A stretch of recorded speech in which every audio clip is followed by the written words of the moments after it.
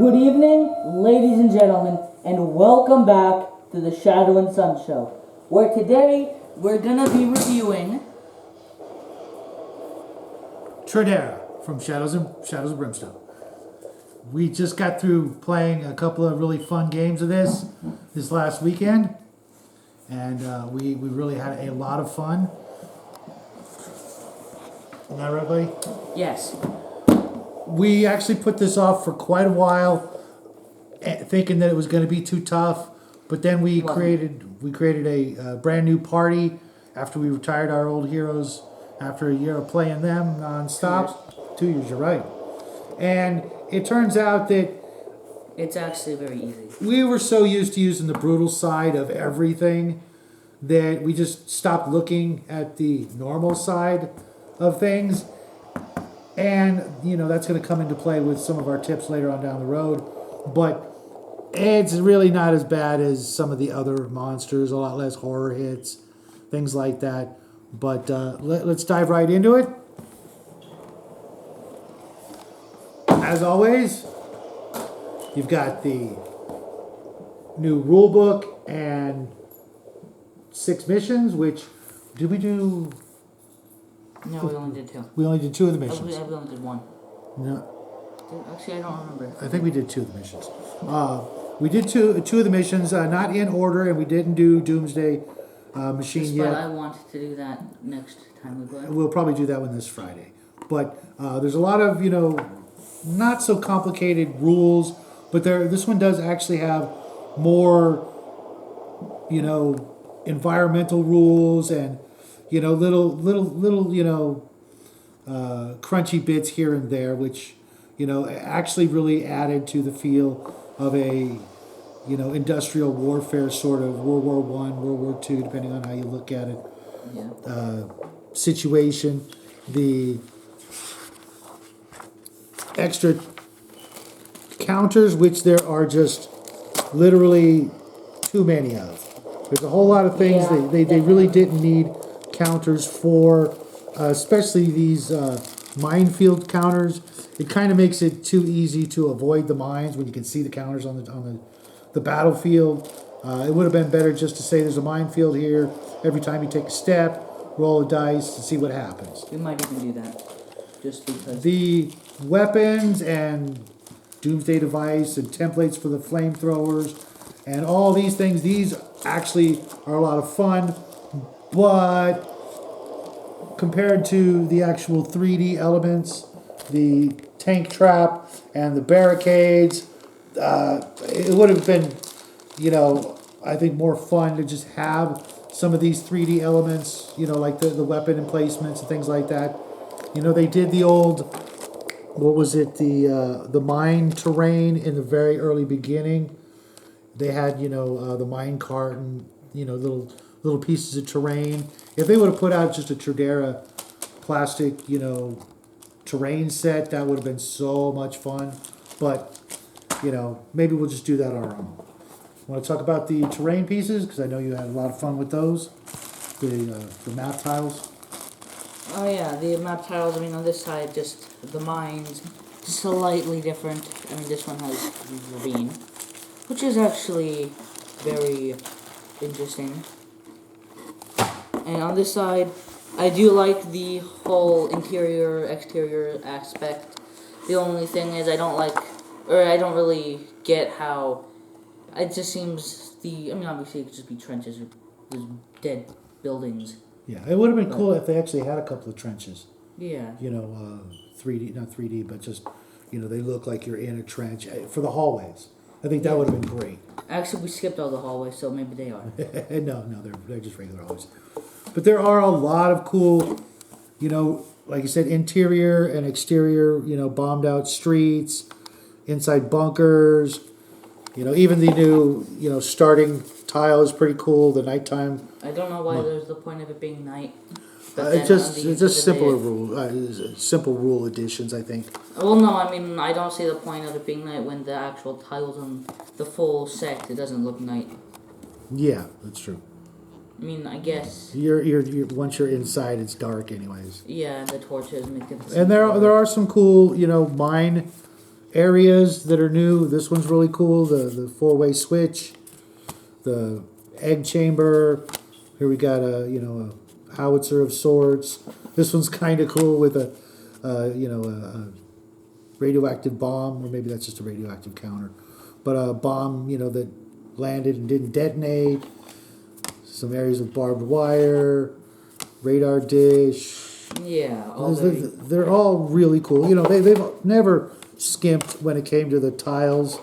There are a lot of games out there they just don't put as much work into it as these guys do. It's one of my favorite things about this particular game and all of the expansions. Let's go real quick into the cards before we get to what you guys want to hear about. And that's the monsters, which aren't really monsters, but you know what I'm saying. Mine artifacts. They're okay. There's one that is absolutely disgusting. And the Trederra artifacts. Not bad. There's some cool stuff. And there's We're one not that, gonna that absolutely disgusts me in every single This way. one? Yes. Yeah. You want to talk about it? Sure. Tell them what you think. I would like to read it again, just so, because I don't even 100% believe what it is. It's the flamethrower. Yeah, I don't like it. I mean, I like it, but I also absolutely hate it. Yeah. It says, I will actually keep it this time. It says, start with 2 fuel tokens. After each shot, discard a fuel token or this. After each shot, discard a fuel token or this artifact. Range 3, template, shots 1. Yeah, getting to use that it. means that you have 2 shots, and then you have a 3rd shot, which kills it. Yeah, it's a little weak, Which is why I don't like it. It looks like fun, but then after it gets its final shot, you just throw it away. Now I know there's a lot of artifacts and gear cards that are only 1 use or 2 use or 3 use, but it's a flamethrower. Come on, guys, give us a little bit more fun than that. The darkness cards, all themed around Trederra. A lot of fun there. Not really that many of them, but, they didn't want to overload us with darkness cards. There's a whole bunch of cards that deal with the actual Trederrans themselves, which were really, really spice things up. But Well, no, the different factions. well, with the patrol. Yeah. The standard threat cards. And the Otherworld threat cards, the encounter cards, lots of those, which is nice. I wish there was a few more darkness cards. And scavenge. Battlefield scavenge, it's kind of cool. They all are physical pain. Usually, there's a couple of good things. It's not as which nice. We only never got. Yeah, it's not as nice as the regular scavenge deck. But the regular scavenge deck does have some negative. But being able to draw 3 times instead of 1, that I guess that's supposed to make up for it. But in the long run, you just end up hitting more tripwire and things like that. And of course the map deck. You can't play the game without the map decks, which Technically you can. if you just build out a new map. So no, I mean with the house. Yeah. So let's go on to what you guys really want to hear about, and that is the actual monsters, which really aren't monsters, they're Trederrans. And as he said earlier, we started a new party. This is one that we've been wanting to start for pretty much an entire year. We were thinking about what we would do with it.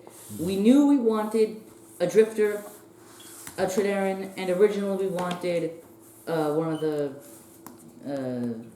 new Trederrans that aren't out yet? No, not that. Oh, okay. Originally we wanted one of the Japanese or samurai characters, which we ended up doing.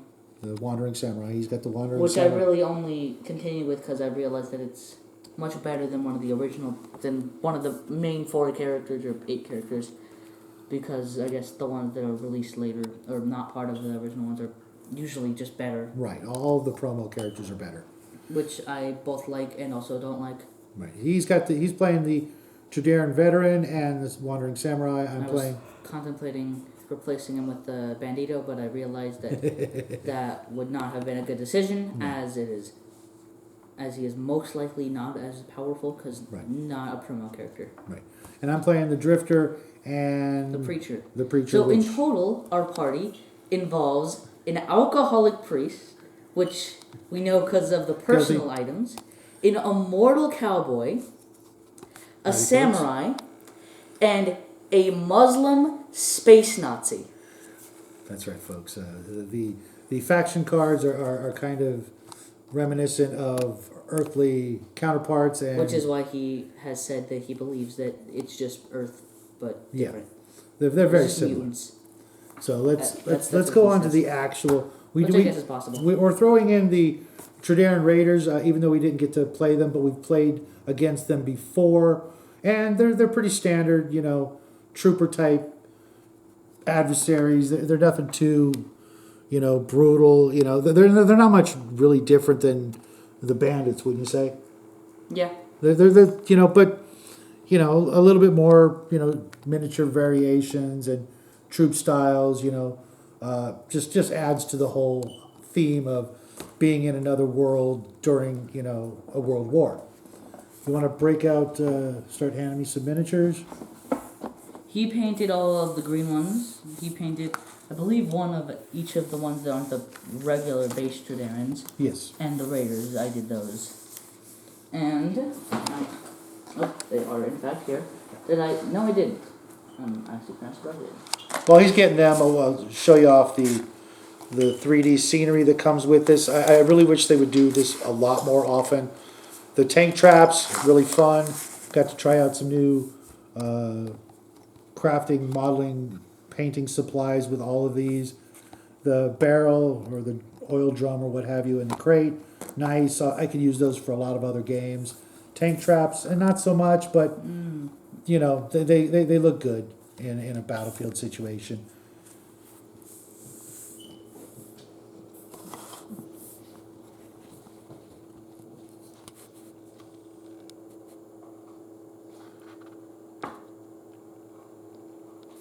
And here are the two poses of the Trederran Raiders.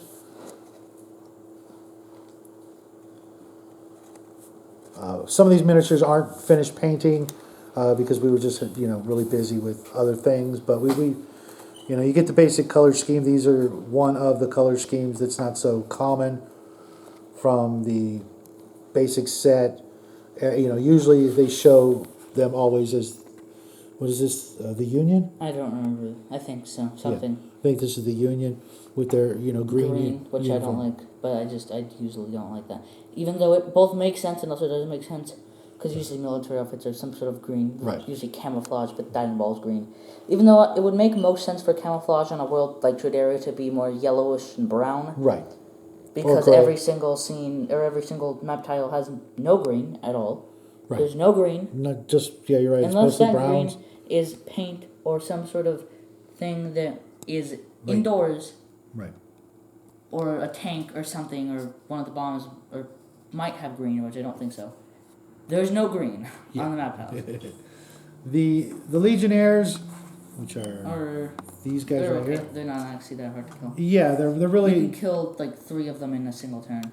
yeah, they're Technically it was 2 turns, but we'll get into we won't get into that. yeah, their biggie is the higher level you are, the more shots they get, and hitting on a 4, it's a 50-50. Yeah. So it's not too difficult. Damage of 4, not so bad.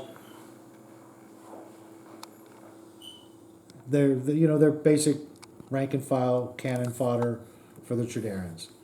Then the Mutants, which are basically just hand to hand, no range, with a little bit more health, 12 health, 0 defense when everybody else has roughly a 3 or a 4.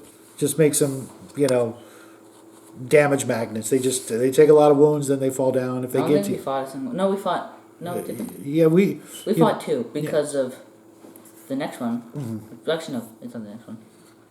They're 6 hits, but damage 2. Not too tough.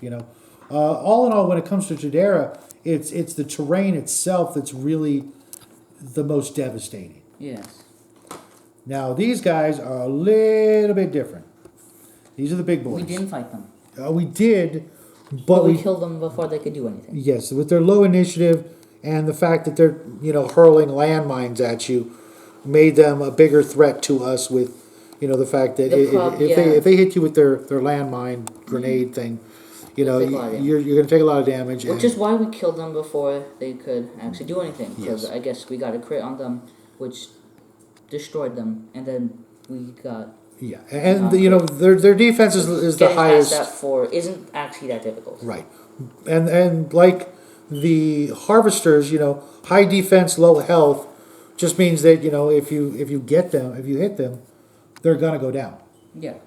Much like the Void Swarms, which we may or may not have fought, and also wasn't as bad as last time. Right, because of using the green side instead of the brutal side. When we fought those bugs as bugs, we were using the green side. We were? Yes. I thought it was brutal.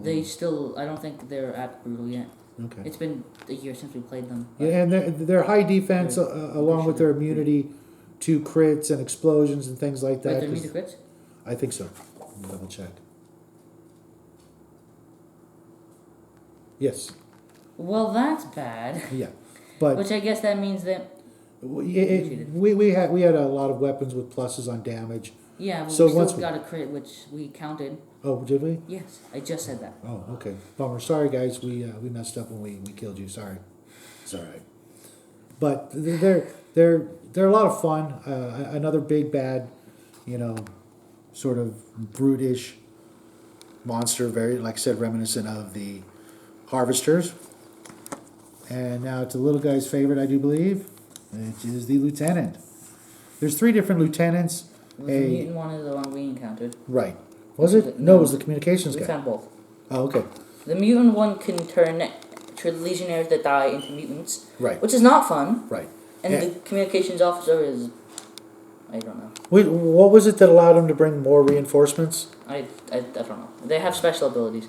Yeah, one of their special abilities was bringing in reinforcements after we killed them, which actually, because we were so close to going up a level, that was just a bonus for us, not them. Just you're gonna bring in more? Okay, bring on some more. We'll just take them down too, and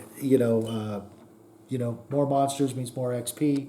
Doesn't necessarily mean more treasure, but more XP when you're first and second level.